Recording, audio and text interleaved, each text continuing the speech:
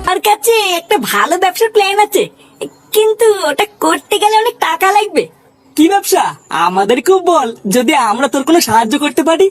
বাড়া, আমি ভাবছি একটা ক্যাটারিং এর ব্যবসা খুলবো। মানে বুঝতে পারছিস তো? মানে হলো কোনো বিয়ে বাড়িতে বা অনুষ্ঠান বাড়িতে হাঁড়ি করে ভাড়া দেওয়া, খেতে দেওয়া, এইসব। হাড়ি করে ভাড়া দেওয়া বা খেতে দেওয়া? হ্যাঁ, খারাপ আইডিয়া না, কিন্তু এর জন্য তো অনেক টাকা পয়সা লাগবে রে। নতুন হাড়ি কড়াই সবই তো কিনতে হবে। আর তাছাড়াও কাজ পাওয়াটাও তো একটা কঠিন ব্যাপার। কেউ কি তাদের কোনো অনুষ্ঠানে এত বড় একটা দায়িত্ব আমাদেরকে দেবে? আরে হ্যাঁ রে, এই কাজ পাওয়া নিয়ে তুই তো চিন্তা করছিস কেন? আমি তো আছি নাকি। তুই শুধু একটু দেখ না ভাই, যদি কিছু সামান্য টাকার ব্যবস্থা করা যায়। আমি তোদেরকে কথা দিচ্ছি, আমার ব্যবসাটা একটু বড় হলে তোদেরকেও আমার সাথে নিয়ে নেবো। হ্যাঁ, সবই তো বুঝতে পারছি, কিন্তু একটু দাঁড়া, আমার বাপের কাছে একবার চেয়ে দেখি। বাবা।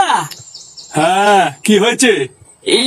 মানে বলছিলাম কি বাবা, তোমার সাথে না কিছু কথা ছিল।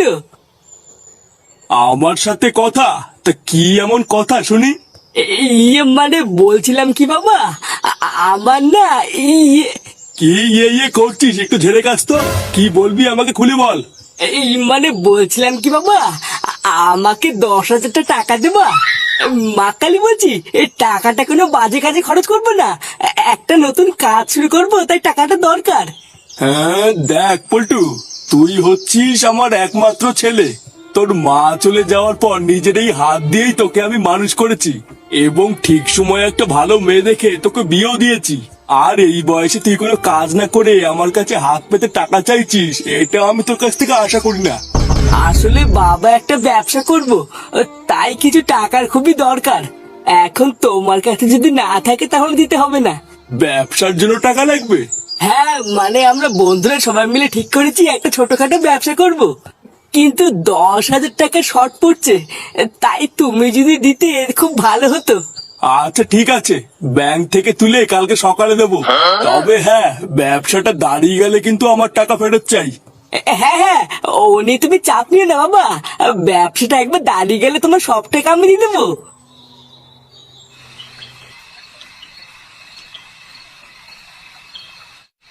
হ্যাঁ গো, শুনছো? হ্যাঁ, বলে ফেলো। ছেলেটা যে সেই সকালবেলায় বেরোলো, এখন এত রাত হয়ে গেল, এখনো তো বাড়ি ফিরলো না। হ্যাঁ, তো বাড়ি ফিরলো না তো আমি কি করব? তুমি কি করবে মানে? সকালবেলায় ছেলেটাকে ওইভাবে মারাটা কি তোমার ঠিক হয়েছে? 100 টাকাই তো চেয়েছিল, তাই বলে তুমি যা নয় তাই বলে ছেলেটাকে ওইভাবে মেরে ঘর থেকে বার করে দিলে। এই দেখো, এত রাত্রেবেলা মেলা ফ্যাচ ফ্যাচ করো না তো। বাড়া, ওর মতন অকর্মা ছেলেকে মেরে একদম ঠিক করেছি। লেওরা বাল পেকে তামাতার হয়ে গেল।